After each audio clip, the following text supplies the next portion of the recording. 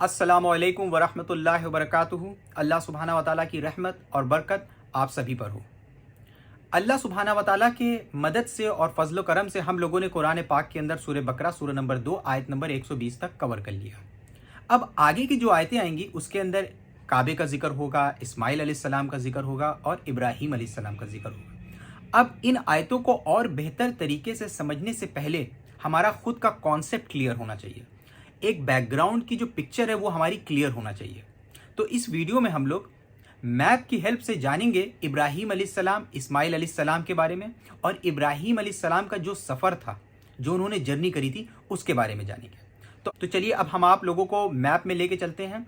और एक चीज़ और हम कहना चाहेंगे कि हमारी वीडियो को देखने के बाद आपके जो भी डाउट्स होते हैं, जो भी आपके क्वेश्चन होते हैं, आप कमेंट करके पूछ लिया करिए। बिल्कुल भी हिचकिचाया मत करिए, चाहे कैसा भी आपका क्वेश्चन हो। इंशाअल्लाह पूरी कोशिश करेंगे आपको जवाब देने की। देखिए अब कुछ बेसिक चीज़ें हम लोग समझ लेते हैं पहले। देखिए अब ये जितने भी ग्रीन एरियाज़ आपको दिख रहे हैं, इन ग्रीन एरियाज़ का मतलब होता है कि या तो ये घने जंगल के इलाके हैं या तो पेड़ पौधे वाले इलाके हैं। और जितने भी ये एरियाज़ आपको दिख रहे हैं, इसका मतलब होता है या तो ये रेगिस्तानी वाले इलाके हैं, और या तो यहाँ पे बिल्कुल ही पेड़ पौधे नहीं हैं, या अगर पेड़ पौधे हैं तो बहुत ही ज़्यादा कम है। ठीक है, और ये नीले का मतलब होता है समुंदर। अब हम लोग मैप के थोड़ा सा अंदर चलते हैं। ठीक है, अब देखिए ये आपको इंडिया दिख रहा है, पाकिस्तान, अफ़गानिस्तान, सऊदी अरेबिया और इराक।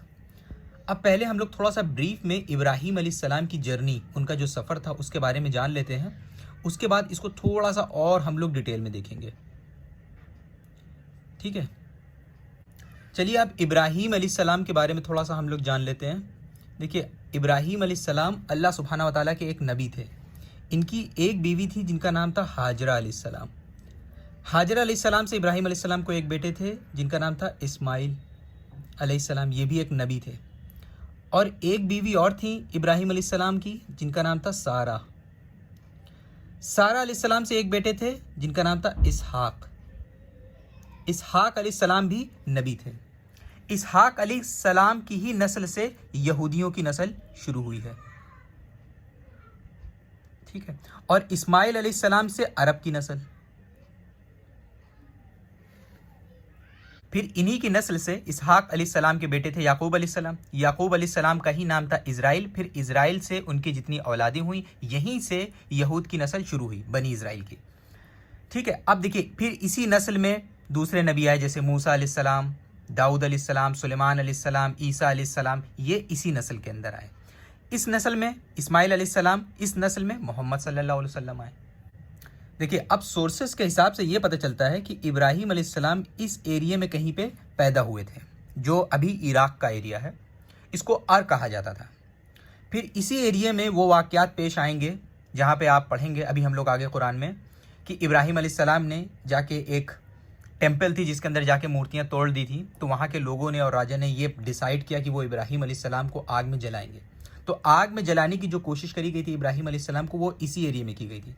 ठीक है, उसके बाद इब्राहीम अलैहिस्सलाम अपनी बीवी सारा अलैहिस्सलाम के साथ और अपने भतीजे लूत अलैहिस्सलाम के साथ इस जगह से हिजरत कर गए। वो हिजरत करके कहाँ गए, यानी वो यहाँ से निकले और इस एरिया में गए। ये एरिया को हर्रान बोला जाता है। इस वक्त ये टर्की का एरिया है। अब फिर उसके बाद हर्रान के बाद से वो हिजरत करके इधर आए फ़िलिस्तीन की तरफ। फिर फ़िलिस्तीन की तरफ हिजरत करने के बाद कुछ वक्त यहाँ पे रहे। फिर जब यहाँ पे काफ़ी सूखा पड़ा तो फिर वो इजिप्ट की तरफ गए। फिर इजिप्ट से जब वो लौटे हैं वापस कनान की तरफ, यानी फ़िलिस्तीन की तरफ, तो उसके बाद मोस्ट प्रोबेबली उनकी शादी हुई है हाजरा अलैहिस्सलाम से। फिर हाजरा अलैहिस्सलाम से उनको पहले बेटा पैदा हुए इस्माइल अलैहिस्सलाम। ठीक है, फिर उसके बाद कुछ डिफरेंसेस हुए, अल्लाह का भी हुक्म हुआ, तो इब्राहीम अलैहिस्सलाम अपनी बीवी हाजरा अलैहिस्सलाम को और इस्माइल अलैहिस्सलाम को लेके इस जगह से यहाँ पे आ गए। ये अभी मक्का का एरिया है, लेकिन उस वक्त ये एक सुनसान इलाका, बिल्कुल रेगिस्तानी, ना पानी ना नदी। देखिए आपको पता होगा कि आम तौर पे शहर जो है उस जगह पे बसाए जाते हैं जहाँ पे आसपास नदी होती है। जैसे फॉर एग्जांपल आप दिल्ली देखेंगे, दिल्ली जमुना के पास है, यमुना रिवर है, ठीक है। जैसे आप लंदन देखेंगे थेम्स नदी में, कोलकाता हुगली नदी पे, क्योंकि बिना पानी के लाइफ हो ही नहीं सकती है, ठीक है।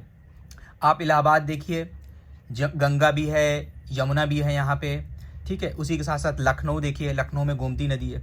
तो पानी होना बहुत ज़रूरी है। तो जब यहाँ पे कोई पानी ही नहीं था तो कोई यहाँ पे लोग भी नहीं थे, तो ये बिल्कुल रेगिस्तानी सुनसान इलाका, ना कोई पेड़ ना पौधे ना कोई लोग। अब इब्राहिम अलैहिस्सलाम अपनी वाइफ हाजरा अलैहिस्सलाम और इस्माइल अलैहिस्सलाम को यहाँ पे छोड़ गए, छोड़ के जाने लगे।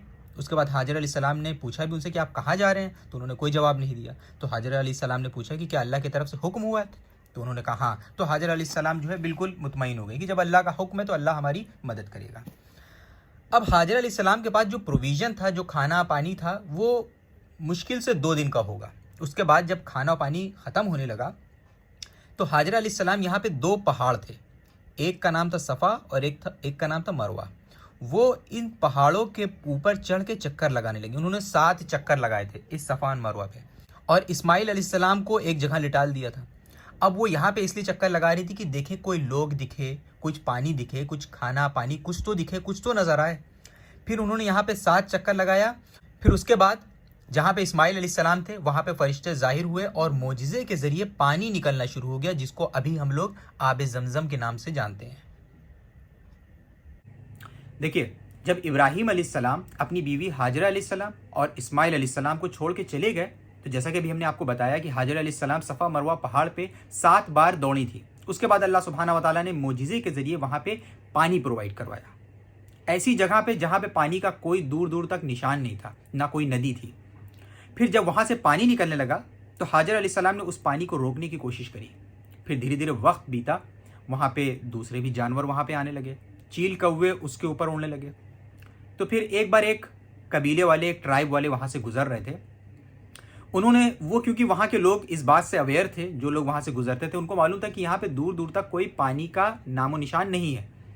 तो वो जो कबीले वाले जुरहूम ट्राइब के लोग थे, जुरहूम कबीले के लोग जो गुजर रहे थे, तो उन्होंने कहा कि अच्छा ऐसा है कि 2 लोग जाके देखो कि ये चील कौवे कहाँ पे उड़ रहा है, ये परिंदे कहाँ पे उड़ रहा है, क्योंकि यहाँ पे पानी का तो कोई साइन ही नहीं है। वो लोग इस बात को जानते थे।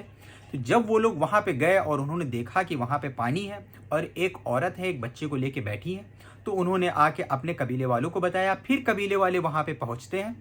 उसके बाद वो हाजरा अलैहिस्सलाम से परमिशन मांगते हैं कि क्या हम लोग यहाँ पे ठहर सकते हैं, रुक सकते हैं। हाजरा अलैहिस्सलाम उनको इजाज़त दे देती है, लेकिन कहती है कि इस पानी पे कब्ज़ा हमारा ही होगा, पानी पे कब्ज़ा आपका नहीं होगा। वो तैयार हो जाते हैं। फिर धीरे धीरे वो लोग वहाँ पे रहने लगते हैं। उसके बाद फिर वो अपने घर परिवार वाले लोगों को भी वहाँ पे बुला लेते हैं। धीरे धीरे एक इस्टेब्लिशमेंट शुरू हो जाता है, यानी वहाँ पे लोग रहने लग जाते हैं, आबाद होने लगते हैं। फिर टाइम बीतता है और इस्माइल अलैहिस्सलाम बड़े होते हैं। तो फिर इस्माइल अलैहिस्सलाम की शादी जो है उसी ट्राइब की, उसी कबीले की एक लड़की से हो जाती है। फिर उसके बाद और वक्त बीतता है, हालांकि वो शादी चल नहीं पाती है और इस्माइल अलैहिस्सलाम उनको डिवोर्स दे देते हैं अपने वालिद के कहने पे। वो हम लोग जब इस्माइल अलैहिस्सलाम की स्टोरी पढ़ेंगे तो उसमें इसको डिटेल में जानेंगे। फिर उसके बाद इस्माइल अलैहिस्सलाम दूसरी शादी करते हैं। फिर धीरे धीरे वो लैंड आबाद होता है जो आगे चल के मक्का में कन्वर्ट हुआ। इसी तरीके से अरब के लोग जो हैं, इसीलिए इस्माइल अलैहिस्सलाम को बोला जाता है कि ये फाउंडर है अरेबियन पीपल के। अब हम लोग इसको थोड़ा सा और डिटेल में देखते हैं। देखिए, अब पहले हम लोग इस इलाके में आते हैं। देखिए लिखा हुआ है ना, हाउस ऑफ अब्राहम।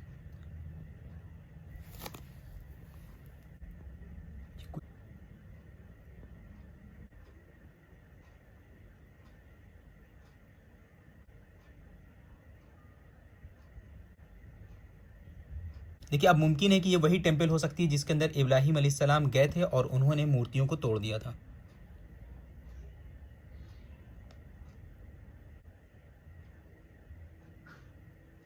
अब हम लोग आगे चलते हैं।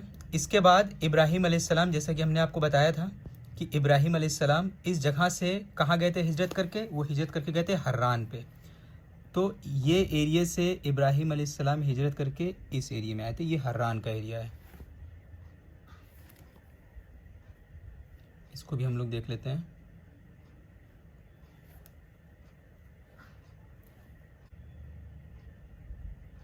फिर उसके बाद हमने आप लोगों को बताया था कि वो यहाँ से हिजरत करके इधर आए हैं। फिर इजिप्ट गए हैं, फिर यहाँ पे आए हैं वापस, उसके बाद वो अरब के एरिया में आए। यानी वो हरान से इधर आए, इजिप्ट में गए, फिर यहाँ पे आए, उसके बाद इस एरिया में आ गए जो अभी मक्का का एरिया है। अब हम लोग इसको भी देख लेते हैं।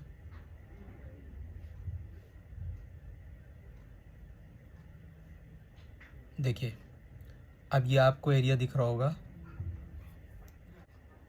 देखिए अब ये वही जगह है, देखिए सफ़ा और मरवा लिखा है, जहाँ पे हाजरा अलैहिस्सलाम इस्माइल अलैहिस्सलाम की माँ 7 बार दौड़ी थी। ठीक है, देखिए लिखा हुआ है सफ़ा हिल, छोटे छोटे पहाड़ हैं, ये लिखा हुआ है मरवा हिल। और मुमकिन है कि इस्माइल अलैहिस्सलाम कहीं पे होंगे, क्योंकि जमजम वेल जो है वो यहीं से पानी निकलना शुरू हुआ था। और ये काबा है। बाद में इस्माइल अलैहिस्सलाम और इब्राहीम अलैहिस्सलाम ने मिलकर काबा को बनाया था। उन्होंने काबे को बिल्ड किया था, ना कि उसकी फाउंडेशन रखी थी। फाउंडेशन आदम अलैहिस्सलाम के टाइम से ही थी। फिर यहाँ पे देखिए स्टेशन ऑफ अब्राहम लिखा हुआ है, यानी वो पत्थर जिसके ऊपर इब्राहीम अलैहिस्सलाम खड़े हुए थे जब वो खाने काबा की दीवार बना रहे थे। जैसे छोटी दीवार थी, उसके बाद जब दीवार ऊपर हो गई तो वो वहाँ तक नहीं पहुँच पा रहे थे, तो जिस पत्थर पे पैर रख के वो खड़े हुए थे उसको बोलते हैं स्टेशन ऑफ अब्राहम, वो यहाँ पे है।